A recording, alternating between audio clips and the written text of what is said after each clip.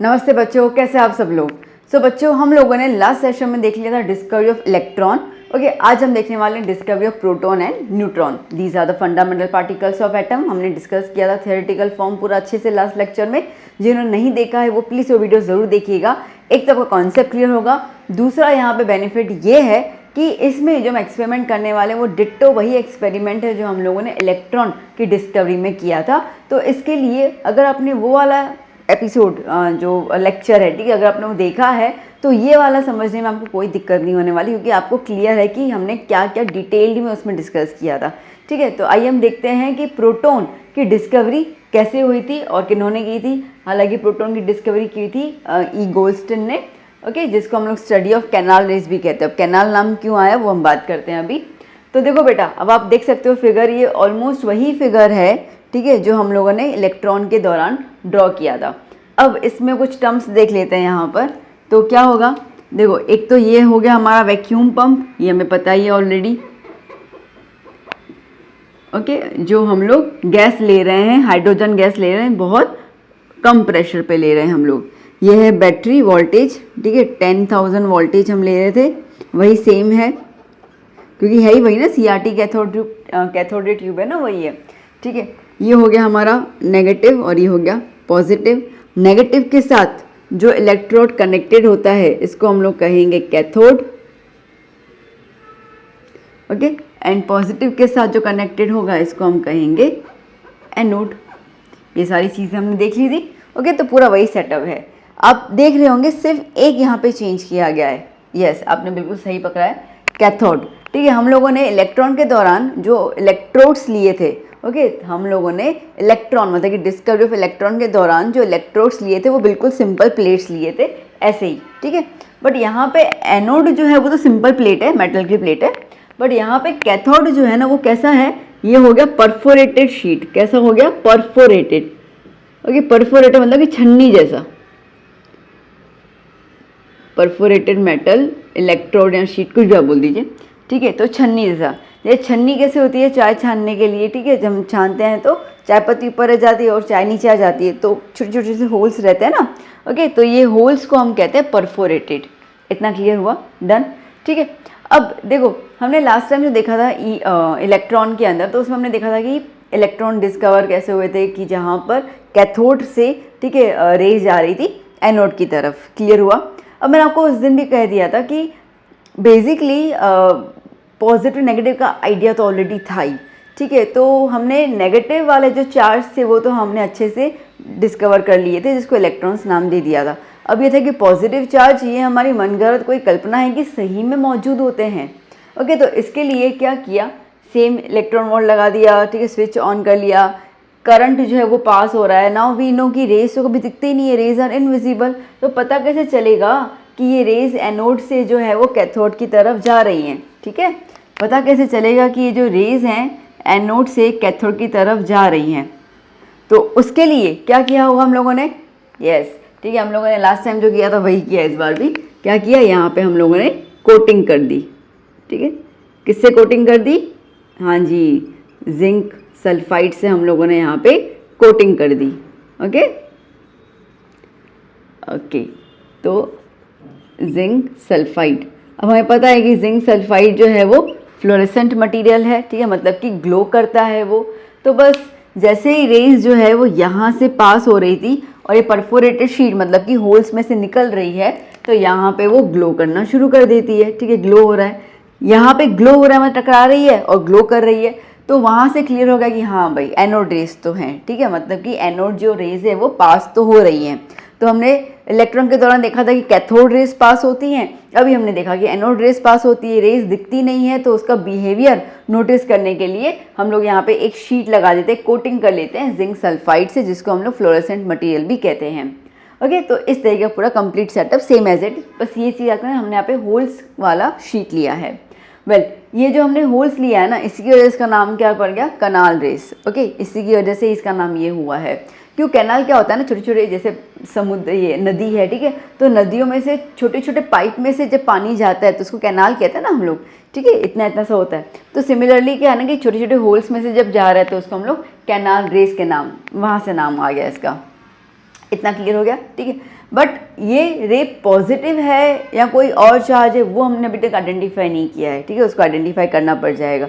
ये तो हमने सिर्फ देखा है कि अभी तो हम इनको सिर्फ एनोड रेज कह रहे हैं, ठीक है। एनोड रेज के साथ साथ हम इनको एनोड रेज कहेंगे क्योंकि वो एनोड में से निकल रही हैं, जैसे हमने लास्ट टाइम कैथोड रेज कहा था वैसे ये एनोड रेज है। But are these rays negative और पॉजिटिव और नो चार्ज, कुछ नहीं पता, ठीक है। तो वो चीज़ देखना पड़ जाएगा हम लोगों को। तो जैसे हमने कैथोड रेज के अलग अलग एक्सपेरिमेंट्स किए थे, याद है ना, जे थॉमसन जी ने एक्सपेरिमेंट्स किए थे, और वह एक्सपेरिमेंट्स के अंदर अलग अलग चीज़ें रखते गए और हमें कैरेक्टरिस्टिक्स मिलते गए। वही सेम कैरेक्टरिस्टिक्स बात हम करेंगे यहाँ पे एनोड रेज के साथ भी। तो आइए एक हेडिंग डाल देते हैं हम लोग, कैरेक्टरिस्टिक्स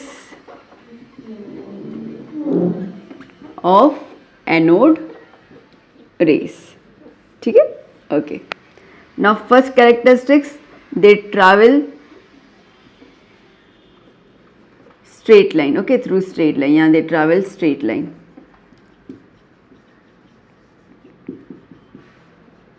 अब स्ट्रेट लाइन क्यों, याद है हम लोगों ने लास्ट में भी किया ही था, मैं इसके लिए कह रही हूँ क्योंकि वाला वीडियो बहुत ज़रूरी है।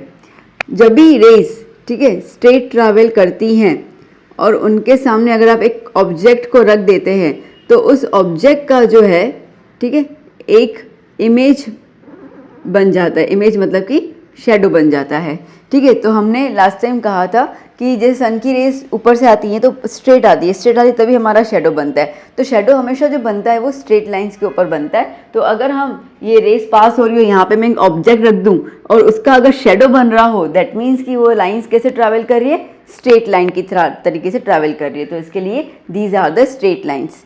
इतना क्लियर हो गया, ठीक है, ये कैरेक्टरिस्टिक हो गया। मैं इसको रब कर दूँ,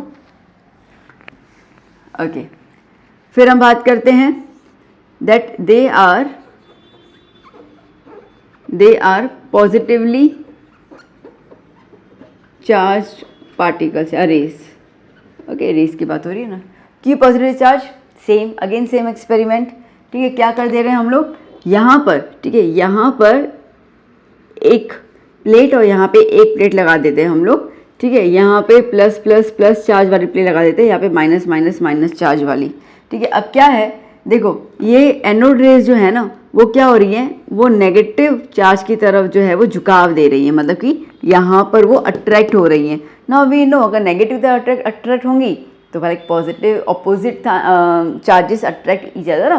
तो अगर वो नेगेटिव की तरफ अट्रैक्ट हो रही है इसका मतलब कि उसमें कौन सा चार्ज होगा, पॉजिटिव चार्ज होगा। तो यहाँ से क्लियर हो गया that they are positively charged. समझ आया बेटा, देखो रेज जो है वो सीधी सीधी सीधी जा रही हैं, ठीक है। और फिर मैंने यहाँ पर दो प्लेट रख दी, एक मैंने यहाँ पे पॉजिटिव चार्ज वाली प्लेट रख दी, प्लेट मतलब मेटल, ठीक है, और एक यहाँ पे नेगेटिव चार्ज वाली। तो हम देख रहे हैं कि ये जो है वो इस तरह से झुकाव दे रही हैं, नेगेटिव साइड में वो डिफ्लेक्ट हो रही हैं, ठीक है, डायरेक्शन चेंज कर रही हैं। तो दैट मीन्स कि ये कैसा चार्ज होगा इनके अंदर, पॉजिटिव चार्ज होगा, ठीक है। चलिए अब थर्ड वाली बात करते हैं हम लोग, सेम डिफ्लेक्ट भी करेंगी, okay, they deflect through magnetic fields, magnetic fields के द्वारा वो डिफ्लेक्ट भी होंगी, ओके। जैसे कि रेस ट्रैवल कर रही हैं स्ट्रेट, और अगर मैंने यहाँ पे मैग्नेट रख दिया तो वो उसकी तरफ क्या हो जाएंगी, बेंड हो जाएंगी।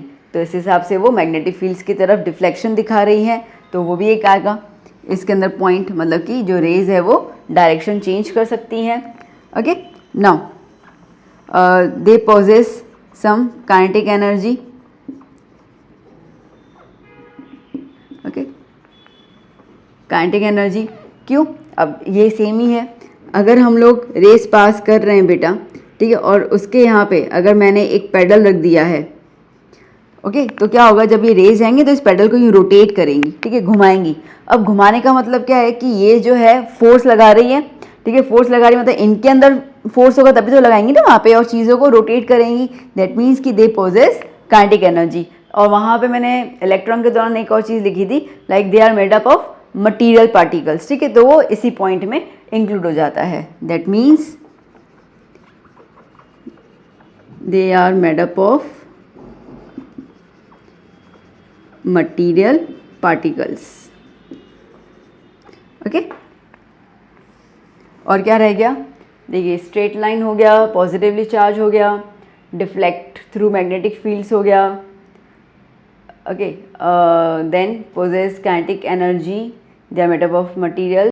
एक और हम बोल सकते हैं यहाँ पर that they have heating effect also. Okay, heating effect मतलब क्या हो जाएगा बेटा, इसका मतलब कि जब रेस ट्रैवल कर रही हैं और वो किसी भी ऑब्जेक्ट से जब टकराएंगी, ठीक है, तो उसको क्या कर लेंगी, गर्म कर लेंगी। अब देखो बहुत लॉजिकल है, अगर काइनेटिक एनर्जी होगी, ठीक है, इसका मतलब एनर्जी तो है, और energy can neither be created not be transport, neither be created not be destroyed, ठीक है, it only can be transformed into the another form. तो जब ये चलेंगी तो they have the kinetic energy, जब टकराएंगी तो वो एनर्जी जो है उस ऑब्जेक्ट को दे देगी, ठीक है। वो ऑब्जेक्ट क्या होगा, अगर वो ऑब्जेक्ट मेटल है या कुछ है तो वो गर्म हो जाएगा, तो दैट मीन्स कि हीटिंग इफेक्ट आया वहाँ पर। तो ये भी एनोड रेज की कैरेक्टरिस्टिक्स है। क्लियर हुआ बेटा? तो ये हमने कंप्लीट देखा कि एनोड रेज किस तरीके से डिस्कवर हुआ था। अब उसके बाद इसको प्रोटॉन का नाम दे दिया गया, प्रोटॉन दैट मीन्स कि पॉजिटिव, ओके, तो पॉजिटिव चार्ज के हिसाब से नाम दे दिया प्रोटॉन का। तो the study of canal rays और the anode rays is nothing but the study of proton itself. Clear हुआ? चलिए, तो पहले आप इतना नोट डाउन कीजिए, फिर हम लोग इसके ऊपर भी बात करते हैं अबाउट द इलेक्ट्रिक चार्ज, जो चार्ज तो लगेगा ही प्रोटॉन के ऊपर, ठीक है, पॉजिटिव है तो चार्ज के साथ बात करते हैं और उसके मास के बारे में बात करते हैं। Finish it. आइए बच्चों देखते हैं अभी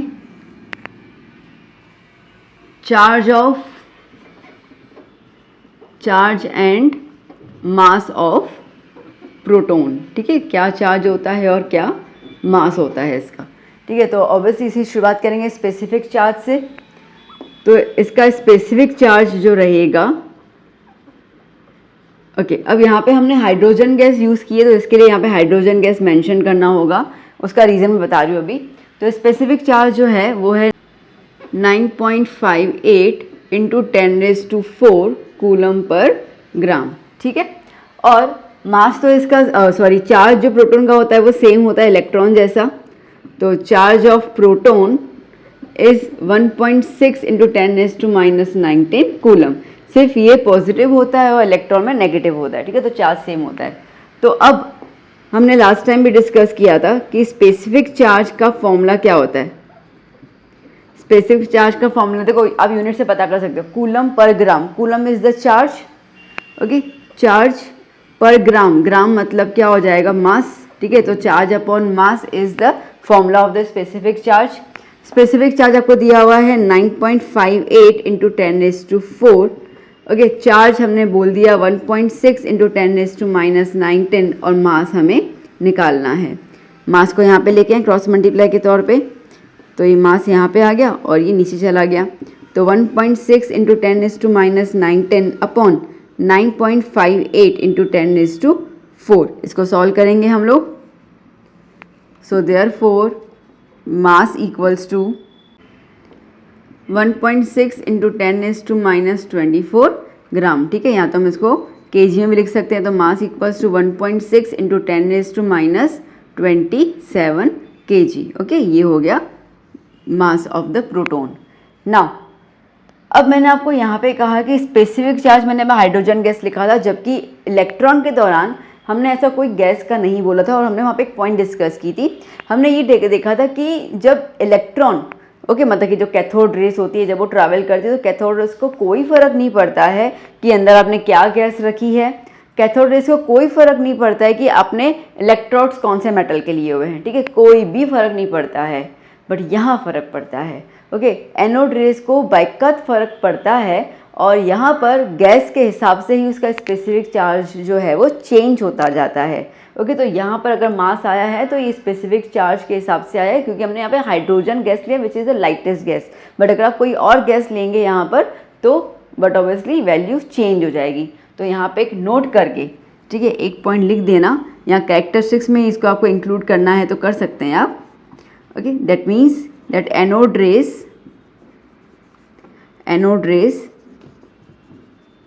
dependent on the nature of gas, ठीक है, नेचर ऑफ गैस पे वो डिपेंड करती है, ओके। तो उस हिसाब से चार्ज तो सेम रहता है, मास जो होगा वो चेंज होता जाएगा। Am I clear? ओके। तो चलिए अब इसको आप नोट डाउन कर लीजिए, फिर हम चलते हैं डिस्कवरी ऑफ न्यूट्रॉन की ओर। आइए बच्चों, अभी हम देखते हैं डिस्कवरी ऑफ न्यूट्रॉन। न्यूट्रॉन की डिस्कवरी काफ़ी लेट हुई थी, इलेक्ट्रॉन और प्रोटॉन के कंपैरिजन में काफ़ी सालों के बाद हुई थी। ये बेसिकली डिस्कवरी हुआ था इनका न्यूट्रॉन का 1932 में, ठीक है, जो चैडविक जी ने किया था। चैडविक या Shadwick, okay, pronunciation might be different. तो उस हिसाब से ये डिस्कवरी हुआ था। अब क्या हुआ था, देखिए अब ना 1912 में या 13 में, ओके 1912 या 13 की बात है, तब तक ना हम लोगों को ये पता चल चुका था कि हर एक एटम के अंदर जो होता है वो प्रोटॉन होता है, और प्रोटॉन कितने एटम में, मतलब कितने कौन किस किस किस एलिमेंट में कितने नंबर ऑफ प्रोटॉन है उसकी गिनती हम कर सकते थे।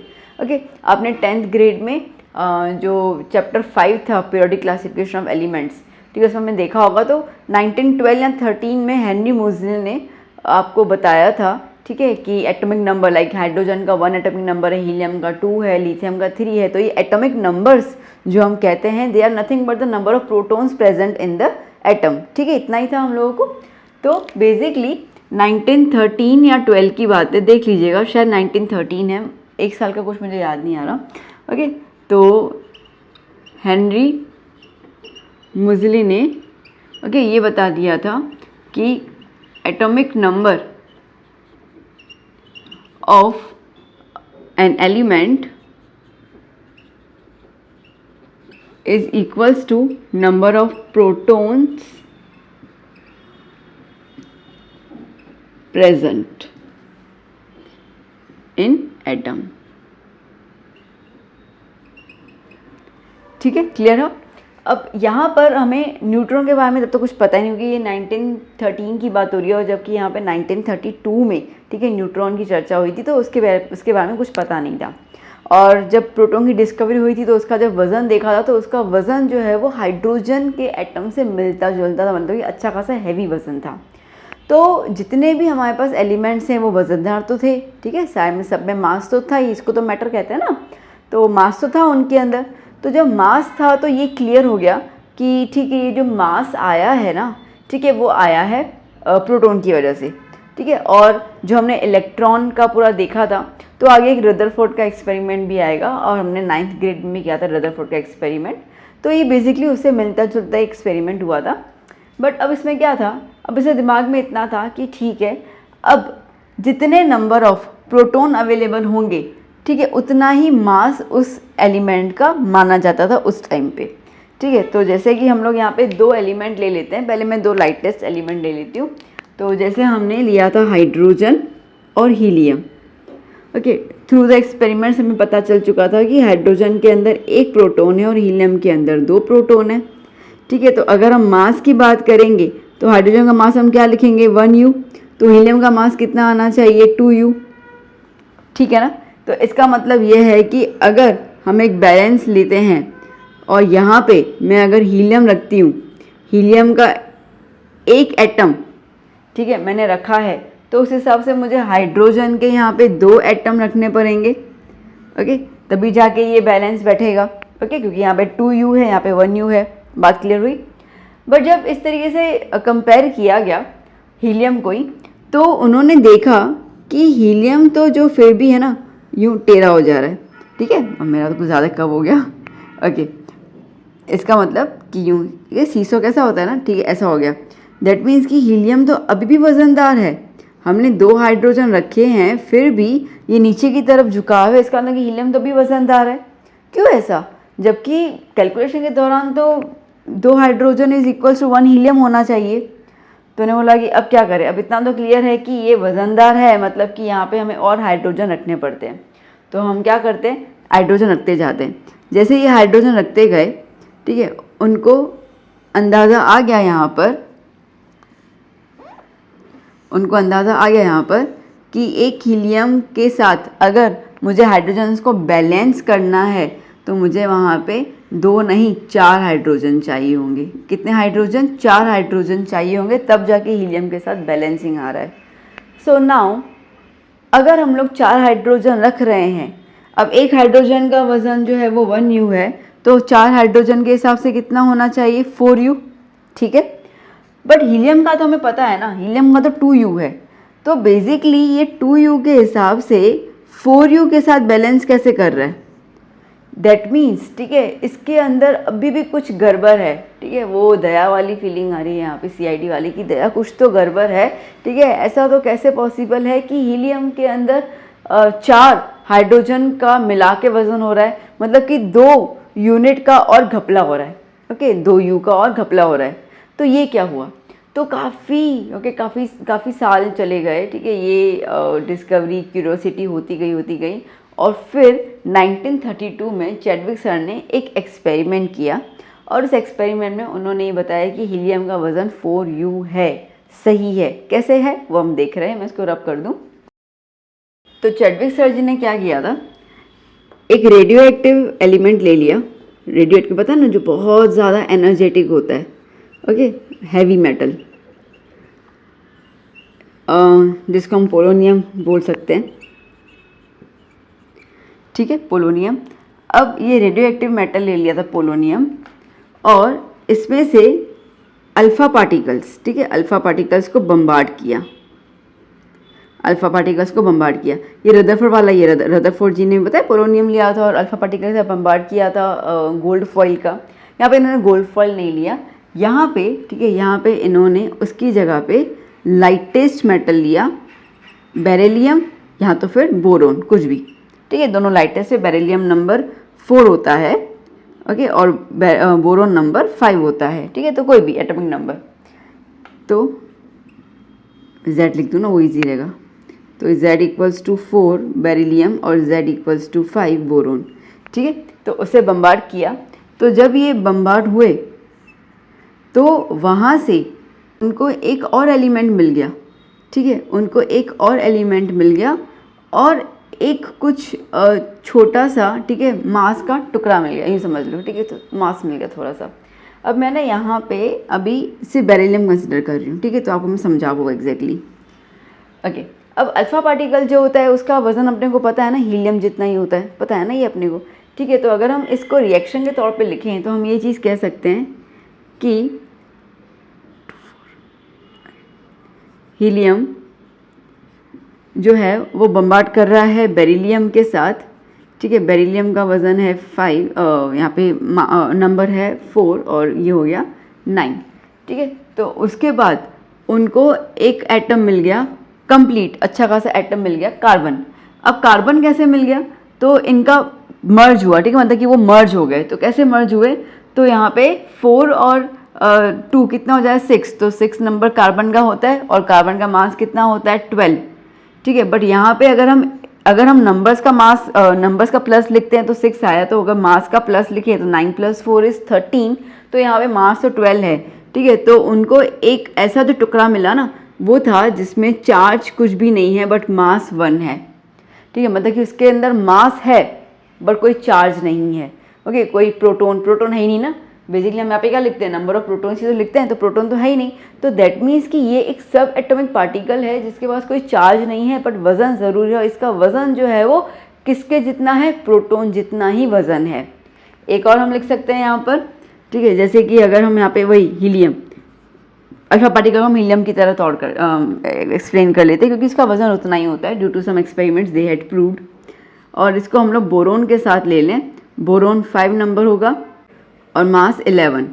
ठीक है, तो अब आप देखिए 2 + 5 क्या हो जाएगा, 7। 7 नंबर पे कौन सा आता है, नाइट्रोजन आता है, तो नाइट्रोजन बन गया। और नाइट्रोजन का वजन अपने को पता है कितना होता है, 14।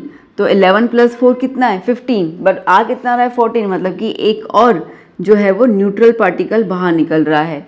तो वहाँ से, ठीक है, वहाँ से क्लियर हुआ कि न्यूट्रॉन जो है वो रिलीज हो रहा है, वो ऐसा है जिसका वज़न जो है वो प्रोटॉन की तरह सेम है बट उसके अंदर कोई चार्ज नहीं है। और ड्यू टू दिस, ठीक है, हम ये चीज़ कंक्लूड कर लेते हैं कि हर एक एटम के अंदर जो बीच में, ठीक है, न्यूक्लियस होता है, वो न्यूक्लियस का जो वज़न होता है वो बेसिकली प्रोटॉन और न्यूट्रॉन पे बेस्ड होता है। Proton carries positive charge, neutron no charge, और इलेक्ट्रॉन जो है वो उसके आउटर पार्ट में रिवॉल्व करते रहते हैं। ये बेसिक, ठीक है। अभी तो बहुत बहुत लंबा स्ट्रक्चर बाकी है, तो अपन बेसिक की बात करते हैं। तो यहाँ से कुछ बेसिक अपन आइडिया ले सकते हैं।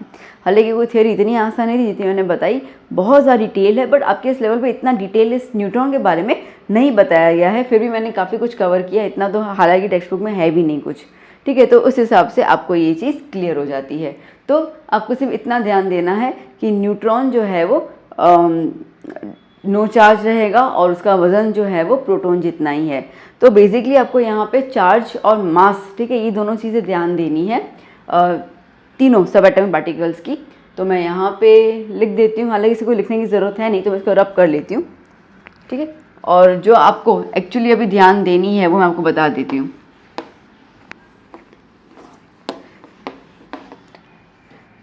तो जैसे कि एक टेबल बना दीजिए, ठीक है। ये है हमारे पास सब एटॉमिक पार्टिकल्स, ओके। यहाँ पे उनका चार्ज लिखेंगे और यहाँ पे मास लिखेंगे। यही आपके लिए काफ़ी इम्पोर्टेंट है, क्योंकि न्यूमेरिकल्स में यही चीज़ जो है वो पूछी जाएगी या आपको बतानी पड़ेगी। तो एक तो हमारे पास रहता है इलेक्ट्रॉन, प्रोटॉन और न्यूट्रॉन, ठीक है। चार्ज अपने को पता है, इलेक्ट्रॉन का चार्ज जो होता है वो 1.6 × 10⁻⁻19 कूलम नेगेटिव में होगा। प्रोटॉन का चार्ज जो होगा पॉजिटिव में 1.6 × 10⁻19 कूलम। न्यूट्रॉन का नो चार्ज, ठीक है। इसको अगर हमें लिखना है तो हम इसको E नेगेटिव, यहाँ पे P पॉजिटिव और न्यूट्रॉन का 0 लिख देते हैं, ठीक है। ये कुछ सिंबॉलिक फॉर्म मैंने बता दी है, ओके। अब अगर मास की बात करते हैं हम लोग, मैं मास को केजी में लिख देती हूँ। तो इलेक्ट्रॉन का होता है 9.11 × 10⁻31 kg, ओके। इनका प्रोटॉन का रहेगा 1.67, ओके, × 10⁻27 kg। और जैसे मैंने कहा कि न्यूट्रॉन का भी नियरली मास होता है, तो इसको भी हम लोग हल्का सा 0.001 का डिफरेंस होता है, इसके लिए मैं मेंशन नहीं कर रही, तो सीधा 1.67 × 10⁻27 kg, ठीक है। तो आपको बेसिकली ये चीज़ें ध्यान देनी है फॉर द न्यूमेरिकल्स। क्लियर हो गया बेटा? Okay, done. इसको नोट डाउन कर लीजिए।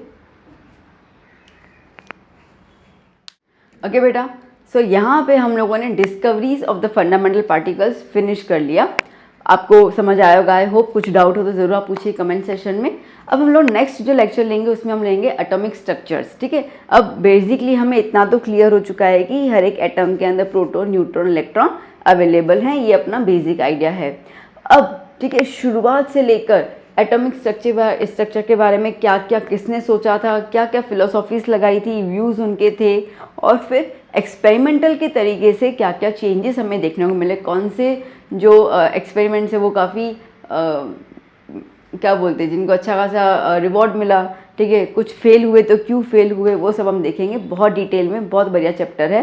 तो वेल, तब तक आप इन थोड़ा बेसिक चीज़ों को अच्छे से रिवाइज कर लीजिएगा। नेक्स्ट लेक्चर में हम लोग मिलते हैं with the atomic structure, okay, bike का एटॉमिक स्ट्रक्चर ऑफ एटम को एक्सप्लेन करने के लिए। वीडियो अच्छा लगा हो तो ज़रूर कमेंट कीजिए, बताइए। आपके व्यूज़ हमें बहुत ज़्यादा मोटिवेट करते हैं, हम कुछ और भी सीख सकते हैं आपके कमेंट से। तो हम मिलेंगे नेक्स्ट लेक्चर में। Till then, bye bye, take care.